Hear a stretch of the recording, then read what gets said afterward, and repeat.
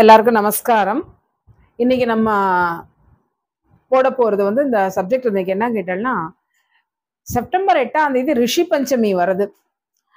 ரிஷி பஞ்சமி விரதம் எதுக்காக, அந்த விரதத்தை எப்படி பண்ணணும், யாரெல்லாம் பண்ணலாம், அதனுடைய பலன் என்ன அப்படிங்கிறத பத்தி பேசுறோம். இந்த வருஷம் நம்ம மாத்திர 4வது வருஷமா நடக்கிறது. நம்ம ஆத்தியத்து வருஷம் ஃபர்ஸ்ட் வருஷம் எடுத்தப்பவே ரிஷி பஞ்சமி 6 எடுக்கலாம். ரிஷி பஞ்சமி எடுக்கிறதுக்கு முன்னாடி விநாயகர் சதுர்த்தி உத்தியாபனை பண்ணியிருக்கணும். சதுர்த்தி உத்தியாபனைன்னா என்ன? ஒரு பிள்ளையார் சதுர்த்தி, ஆவணி மாசம் வர்ற பிள்ளையார் சதுர்த்தி அன்னைக்கு ஒரு ஹோமம், ஒரு 7 பிராமணா எல்லாரையும் வச்சு ஹோமத்தை வச்சு ஆரம்பிக்கிறது விநாயகர் சதுர்த்தி.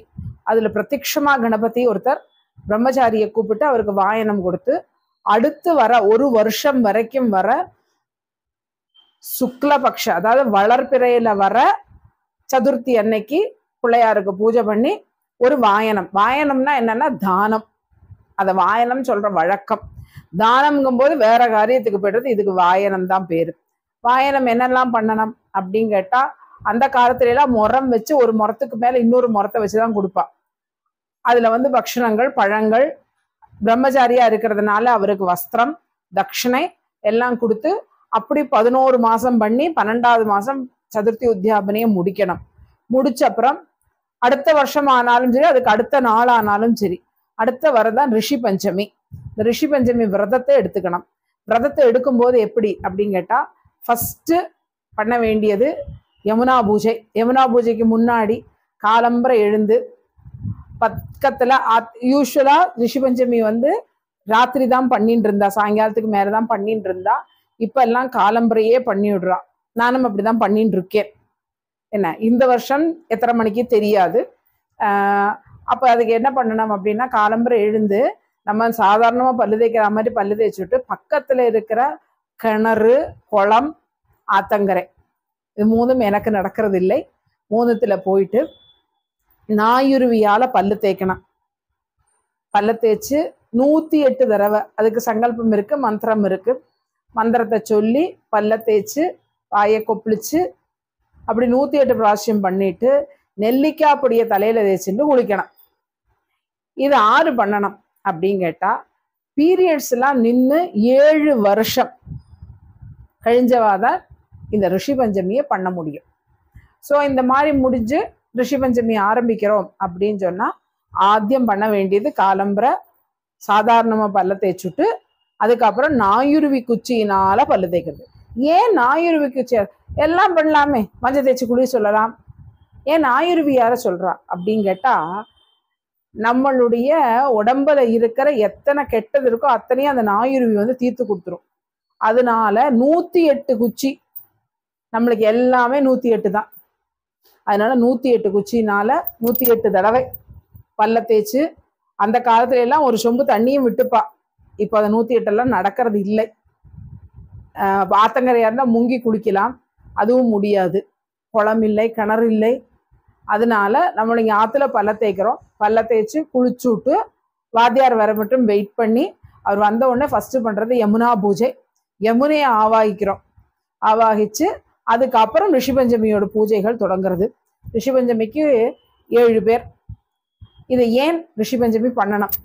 பெண்களுக்கு பீரியட்ஸ் டைம்ல வர சில தவறுகள் என்ன வேணா தவறா இருக்கலாம். அதுக்காக ஒரு பரிகாரமா தான் இதை சொல்லி இருக்கு. யாரெல்லாம் பண்ணலாம்ங்கிறத சொல்லியாச்சு. ஹஸ்பண்ட் ஒய்ஃப் சேர்ந்து பண்ணலாம், ஒய்ஃப் மட்டுமே பண்ணலாம், ஒரு தப்பும் கிடையாது. வாத்தியார் அதுக்கெல்லாம் ஓகே சொல்றார். அது பண்ற விதியில அது இருக்கு. என்ன, அப்போ இது பண்ணும்பொழுது யாரெல்லாம் இதை ஏன் பண்றோம் அப்படிங்கும்போது இதுக்கு நிறைய கதைகள் இருக்கு. ஒரு விதர்ப நாட்டுல இருக்கிற ஒரு மகரிஷி, அவரோட பொண்ணுக்கு பேரு சுஷீலா. அவளை கல்யாணம் பண்ணி கொடுக்குறார். கல்யாணம் பண்ணி கொஞ்ச நாள்லயே ஹஸ்பண்ட் செத்து போயிடுறார். அப்போ செத்து போன உடனே இது என்னடா அது இப்படின்னு இருக்கா. அவர் கூடவே இருக்கா. இருக்கும்போது ஒரு நாளைக்கு பார்க்கும்போது அவளுடைய மேல புழு ஊறின்னு இருக்கு, அப்படியே ஊர்ந்து போயின்னு இருக்கு. அந்த புழுவெல்லாம் எடுத்துட்டு அதுக்கப்புறம் பார்க்கறாரு, எதனால இந்த மாதிரி வருது அப்படின்னு பார்க்கறார். அப்பதான் தெரியறது, அவளுடைய முன் ஜென்மால இந்த மாதிரி ரிஷி பஞ்சமி விரதம் இருக்கிறவாளை கேலி பண்ணினதுனால வந்ததாக்கும் இந்த ப்ராப்ளம் அப்படின்னு தெரியறது. அதுக்கப்புறம் அவளுக்கும் அவர் எடுத்து கொடுத்து அவர் ரிஷி பஞ்சமி விரதத்தை கடைபிடிச்சதா சொல்றா. இதுல இன்னொரு கதை சொல்றா. என்னன்னு கேட்டா, பெண் சாபம் இருக்கிறவாளுக்கு ஏற்ற விரதம் எது அப்படின்னு கேட்டா ரிஷி பஞ்சமி தான். அது எப்படி அப்படின்னு கேட்கும் பொழுது சொல்றது என்னன்னா, ஒரு தடவை தேவேந்திரன் வந்துட்டு ஒரு சாபம் வாங்கிடுறா, ஒரு பிரம்மஹத்திக்கு ஈக்குவலான ஒரு சாபம். அந்த சாபத்தை எப்படி இது பண்றது அப்படின்னு கேட்கும்போது, நீ உன்னோட சாபத்தை பகிர்ந்து அழிச்சைன்னா உனக்கு அது ஒரு சாபத்தோட வீரியம் குறையும் அப்படின்னு சொல்றார். அப்போ அவர் கேட்கும் பொழுது அவர் சாபத்தை 4 பேருக்கு கொடுக்கிறார். ஒண்ணு மரம், ஒண்ணு மண், ஒண்ணு பெண், ஒண்ணு ஜலம். இந்த 4த்துக்கும் அவர் பகிர்ந்து கொடுக்கிறார். இந்த பகிர்ந்து கொடுக்கும்போது அவள்லாம் சொல்றா, எங்களுக்கு சாபம் கொடுத்துட்டே நாங்க என்ன பண்ணுவோம், எங்களுக்கு எப்படி அதுல இருந்து விமோசனம் அப்படிங்கும் போது அதுக்கு ஒரு ரெமடியும் சொல்றார். எப்படின்னா, மரம் வெட்ட வெட்ட துளிர்க்கும், சரியா? அதுக்கப்புறம் மண் தோண்ட தோண்ட மறுபடியும் அதுல மண் நிறைஞ்சுடும். தண்ணி எல்லா அசுத்தங்களையும் நீக்கிட்டு அது சுத்தமா இருக்கும். அதுக்கப்புறம் பெண்ணுக்கு என்ன வருது அப்படின்னா, இந்த பீரியட்ஸ் வருது. அப்போ அதும்போது அவள் தோஷமானவள் ஆகிறாள்.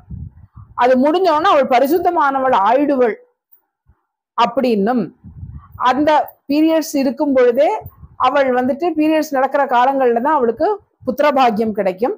ஆனால் அந்த குழந்தை பிறந்தோன்னா மறுபடியும் அந்த பீரியட்ஸ் தொடங்கும் அப்படிங்கிற மாதிரியும் ஒரு ரெமடிஸ் கொடுத்துருக்கா. அப்படிப்பட்ட பெண்கள், அந்த பெண்களுக்கு இருக்கிற இந்த பிரச்சனைக்கு இதுல சில தோஷங்கள் நடந்துடும். இன்னைக்கு எல்லாமே நடக்கிறது, வேற வழி இல்லை. எல்லாரும் இருக்கிற இடங்கள் அப்படி. ஒன்ன அவாவால நல்லா என்ன பண்ணலாம் அப்படின்னு கேட்டா, சுத்தமா வச்சுக்கலாம். கூடுமான வரைக்கும் ஊறுகாய், புளி அந்த மாதிரி ஐட்டங்களை தொடாம இருக்கலாம். ஏன்னா அதெல்லாம் கெட்டு போயிடும் வேகம். ஏன் அப்படின்னு கேட்டா, நம்ம நம்ம யாருக்கும் எதிரானவா அல்ல, பெண்களுக்கு எதிரானவா சுத்தமா கிடையாது. நானு என்ன அவ இது ஒரு நார்மல் தானே, எஸ் நேச்சுரல் தான். அந்த நேச்சுரல் இதுல சிலதெல்லாம் கெட்டு போயிடும். இப்ப பார்த்தேன்னா சில பேர் சொல்லுவா, மாவு அரைச்சு வச்சா உடனே அவ கைக்கு புளிக்கும். அப்போ என்னன்னு கேட்டேன்னா, அந்த மாதிரி புளி அதிகமா இருக்கிற ஊறுகாய் அது கெட்டு போயிடும். அதனாலதான் சொல்றாளே தவிர வேற எதுனாலையும் சொல்ல கிடையாது. நீங்க நார்மலா உங்க லைஃப்பை லீட் பண்ணிக்கலாம். லீட் பண்ணத்தான் வேணும். இன்னைக்கு 2 பேரும் வேலைக்கு போய் சம்பாதிச்சாதான் குடும்பத்தை நடத்த முடியும். நம்ம ரொம்ப பிராக்டிக்கல் ஆகும்.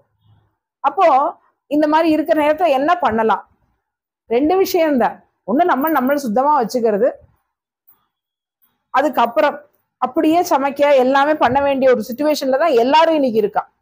அப்படி நம்மளுக்கு எல்லாரும் நியூக்ளியர் ஃபேமிலி ஆயாச்சு. அப்போ அவாவா வேலை அவாவாதான் பண்ணிக்கணும். அப்படி இருக்கும்போது என்ன பண்ணலாம் அப்படின்னு கேட்டானா, 4ஆம் நாளும் 5ஆம் நாளும் கொஞ்சம் சீக்கிரம் எழுந்து குளிச்சு விடலாம். குளிச்சுட்டு 5 நாள் கழிஞ்சுட்டு ஒரு 6ஆம் நாள் மஞ்சள் தண்ணிய வீடு ஃபுல்லும் தெளிக்கலாம். மஞ்சள் ஒரு கிருமி நாசினி, என்ன டிஸ்இன்ஃபெக்டன்ட் தான் அது. அதனால தான், வேற எதுனாலையும் கிடையாது. பெண்கள் இது தவறாக எடுத்துக்கொள்ளவே வேண்டாம். என்ன மாமி இப்படி சொல்றான்னு சொல்லிட்டு நினைச்சுக்கவே வேண்டாம். இது உங்களை நீங்க பிராக்டிக்கல் லைஃப்ல எப்படி இருக்கலாம் அப்படிங்கிறது தான். என்னாலும் நம்மளுக்கு குடும்பம் ரொம்ப முக்கியம், குடும்பத்தில் இருக்கிறவா எல்லாரும் ரொம்ப முக்கியம், நம்மளுடைய ஹெல்த்தும் முக்கியம். அந்த மாதிரி இருக்கிற காலங்கள்ல நடக்கிற தவறுகளை அதுக்கு ஒரு பரிகாரமா தான் இந்த ரிஷிபஞ்சமி விரதத்தை சொல்லியிருக்கா. அப்போ உடம்பும் அதுல ஒரு பாகம்தான். அப்ப நம்மளை எல்லாமே வாயில தான் சாப்பிட்றோம். நம்மளுடைய நல்லது கெட்டது பேசுறது எல்லாமே வாய் தான். அப்போ அதனால வர அந்த பல்ல தேய்க்கும் போது அந்த உமிழ்நீர்ல வர கெடுதல்கள் எல்லாம், எத்தனை பேட் இது இருக்கோ அதெல்லாம் போகணுங்கிறதுக்காக தான் நாயுருவிய சொல்றான். நாயுருவிக்கு அப்படி ஒரு தன்மை இருக்கு. அந்த மாதிரி உடம்புல இருக்கிற வேண்டாத அந்த பல்லு வாய் த்ரூ போயிருக்கிற கெடுதல்கள் எல்லாம் போகணும் அப்படிங்கிறதுக்காக இத சொல்றான். 108 பிராവശ്யம் பல்ல தேய்ச்சு அதுக்கப்புறம் குளிச்சு வாத்தியார் வந்தோடனே யமுனா பூஜை ஆரம்பம். யமுனா பூஜை முடிஞ்சு ஒரு ஹோமம் இருக்கு. இந்த தடவை 90% வீடியோ எடுக்கிற ஐடியா உண்டு, அதை அப்லோடும் பண்ணுவேன். அப்படி இருக்கிற பூஜைகள் முடிஞ்சுட்டு நம்மள என்ன பண்றோம் அப்படின்னா, இதுல சப்த ரிஷி யாரு? அவளுடைய மனைவிகளோட இப்பெல்லாம் வரிச்சு பண்றது இல்லை. இப்பெல்லாம் சப்த ரிஷி பூஜை மட்டும்தான். அப்பா இருக்கிற காலத்துல எல்லாம் சப்த ரிஷி உண்டு. எல்லா ரிஷியும் வரிச்சு பண்றது, ஒவ்வொரு ரிஷியும் வரிச்சு பண்றது உண்டு. இதுல வந்து என்ன பண்ணலாம் அப்படின்னு கேட்டா, கலசத்துலதான் ஸ்தாபனம் பண்றா. ஆரையெல்லாம் ஸ்தாபனம் பண்றா? கஷ்யபர், அத்ரி, பரத்வாஜர், விஸ்வாமித்ரர், கௌதமர், ஜமதக்னி, வசிஷ்டர் ஆகிய 7 பேருடன் அருந்ததியும் சேர்த்து. நம்ம கல்யாணத்திலயும் அருந்ததி தான் பாக்குறோம். அப்படிப்பட்ட அருந்ததியும் பார்த்து ஜபம் பண்ணி அபிஷேகம் முடிச்சுட்டு வந்துட்டு நம்மளுக்கு வந்து தம்பதி பூஜை. ஏன் அப்படின்னு கேட்டா, எல்லாத்துலயும் பண்ணும்போது ஒவ்வொன்றுத்துக்கு ஒவ்வொன்று சொல்லும்போது ரிஷி பஞ்சமியை பொறுத்த வரைக்கும் தம்பதி பூஜை தான் ரொம்ப முக்கியம். அந்த தம்பதி பூஜையை பண்றோம். என்ன இதுல யாரெல்லாம் வரா? ரிஷி பஞ்சமி அன்னைக்கு யாரெல்லாம் வர்றாருன்னா, எல்லாரும் அவா மனைவியோட தான் வரா. நம்ம மந்திரம் சொல்லும் போதே அதுல சொல்லுவார். என்ன ரெக்கார்டிங் இந்த தடவை நான் என்ன பண்ண சொல்றேன், எந்த கௌதமர் ஆறு கூட வருவா எல்லாம் அவர் சொல்லுவார். கௌதமருடைய மனைவி அகல்யை, பரத்வாஜருடைய மனைவி சுஷீலா, விஸ்வாமித்தருடைய மனைவி குமதவதி, கஷ்யபரோட மனைவி அதிதி, ஜமதக்னியோட மனைவி ரேணுகா, வசிஷ்டருடைய மனைவி அருந்ததி, அத்ரியோட மனைவி அனுசூயா. அப்படி சப்த ரிஷிகளையும் கொண்டு ஆவாகனம் பண்ணி அந்த ஜலத்தை அபிஷேகம் பண்ணி இந்த ரிஷி பஞ்சமியை பண்றோம். ரிஷி பஞ்சமியை சொல்லி இருக்கிறது வந்துட்டு 8 வருஷம் பண்ண சொல்லியிருக்கா. 1வது வருஷத்தும் 4வதும் 8வதும் பண்ண சொல்லிதான் நம்மளுக்கு வாத்தியார் சொல்லியிருக்கார். ஆனா நான் எத்தனை நாளைக்கு முடியுமோ இந்த 8 வருஷமும் பண்ணணும் அப்படின்னு பண்றதுக்குள்ள எனக்கு சௌகரியங்களை பிள்ளையார் கொடுக்கணும் அப்படின்னு சொல்லி சங்கல்பம் பண்ணிதான் ரிஷி பஞ்சமியை ஆரம்பிச்சது. இன்னைக்கு வரைக்கும் பிள்ளையார் அதை நடத்தின்னு இருக்க. இந்த வருஷம் 4வது வருஷம். இதுல தம்பதி பூஜைக்கு என்னெல்லாம் பண்றோம் அப்படின்னு சொல்லி கேட்டா, திருமங்கல்யம், மெட்டி, வளையல், அந்த சுமங்கலிகளுக்குள்ள பொருள்கள் எல்லாம், அதுக்கப்புறம் புடவை, 9 கஜம் புடவை, 16 வேஷ்டி, மெட்டியிலேருந்து எல்லாமே கொடுத்து வஸ்திரம் கொடுத்து தம்பதி பூஜை பண்றோம். இந்த தம்பதி பூஜை பண்றதுனால என்ன பயன் அப்படின்னு கேட்டா, இந்த பெண் சாபம். அப்புறம் சில பேருக்கு சொல்லுவோம் தம்பதி பூஜை பண்ணுங்கோ அப்படின்னு சொல்லுவோம். ஒரு தம்பதியை கூப்பிட்டு வருஷத்துக்கு ஒரு தடவை சாப்பாடு போட்டு வஸ்திரம் எல்லாம் கொடுக்கணும். ஏன் இந்த தம்பதி பூஜையை சொல்றோம் அப்படின்னு சொன்னா, நம்ம இது வந்து ஜோசியம். தம்பதி பூஜை ஏன் சொல்றோம் நிறைய பேருக்கு அப்படின்னா, நாங்கள் பார்க்கும்போது ஹோரான்னு ஒன்று பார்ப்போம். ஹோரா பார்க்கும் பொழுது லக்னம் வந்து கடக லக்னமா வந்து அன்னதானத்தை பண்ண சொல்லுவோம். சிம்ம லக்னமா வந்ததுன்னா தம்பதி பூஜை பண்ண சொல்லுவோம். என்ன அப்படின்னு கேட்டா, அதை பண்றதுனால அவளுக்கு வந்து அவளுடைய செல்வம் நிலைத்து நிற்கும் அப்படின்னா அதுக்கு வந்து கஷ்டப்பட மாட்டா. சாப்பாட்டுக்கும் அவளுடைய பேசிக் நெசசிட்டிஸுக்கும் கஷ்டப்பட மாட்டா அப்படின்னு சொல்லி. சந்திரன், ஏன்னா கடகராசி ஆனதுனால சந்திரன் ஆனதுனால அது வந்து அன்னதானம். சூரியன் அப்பாவோட ஸ்தானம். அப்ப அப்பாவோட ஸ்தானத்துக்கு என்ன சொல்றோம்னா தம்பதியா பூஜை பண்றதுதான், நமஸ்காரம் பண்றது. நம்மை விட வயதில் பெரியவர்களை நமஸ்கரித்தல். அப்ப நமஸ்கரித்தல் அப்படிங்கிறது வந்து வெறும் நமஸ்காரத்தோட இருக்கப்படாது. அதனால தான் தம்பதியா கூப்பிட்டு பூஜை பண்ண சொல்றது.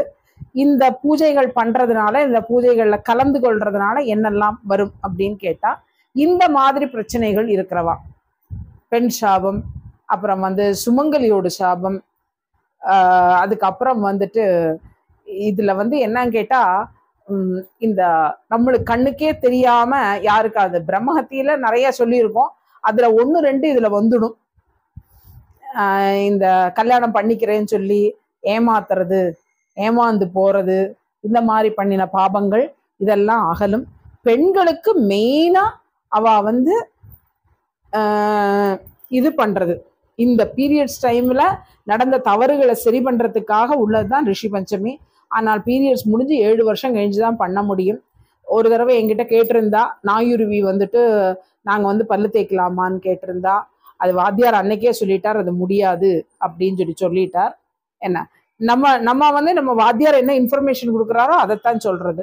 நாயுருவியை வச்சு அந்த 108 பல் தேய்க்கிறது சங்கல்பமே வாத்தியார் தான் சொல்லி கொடுக்கணும். எனக்கு வாத்தியார் வந்து போன்ல சொல்லிடுவாரு, நான் காலம்பரம் 5:30 மணிக்கு பண்றதுனால. அப்படி பண்ணி பண்றது. நெல்லிக்காய் உங்களுக்கு தெரியும், எப்பொழுதுமே நெல்லிக்காய் சுத்தம்தான். அதனால நெல்லிக்காயில தேய்ச்சி குளிக்கிறது. இந்த வருஷம் ரிஷி பஞ்சமி வந்து செப்டம்பர் மாதம் 8ஆம் தேதி ஞாயிற்றுக்கிழமை அன்னைக்கு வருது.